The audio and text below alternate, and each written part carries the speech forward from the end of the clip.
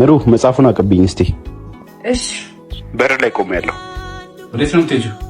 ለካሊብ ቃል አቀብላለሁ። እንዲሆነሽ የትም አትሄጂም። ማንን ክፉ ሰው ለማስባል አንቺ ቃውን እኔ እሰጠዋለሁ። አበልዟት እኮ በቦክስ ብሎ አይኗን ከዛ ደግሞ ያፍርባታል። አንተ ደህና ዋልክ ጆ? ይሄው ምሩ ምን ሆና ነው? ማናገራት ነገር ነበር። ጥራት እስቲ። አሟት ጋደም ብላለች። ሌላ ቀን ተወራታለህ። ይሄ ሰይጣን ዛሬ መታት ማለት ነው። ወይኔ ጓደኛዬ ጭራሽ እንደሚመታት ታውቃለህ?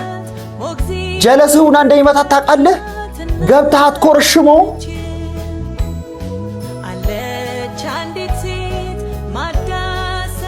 ወይ ይሄ ሰይጣን መቶሽ ነዋ። በጣም ተጎድተሻል እንዴ? አዎ ምን ደህና ነሽ?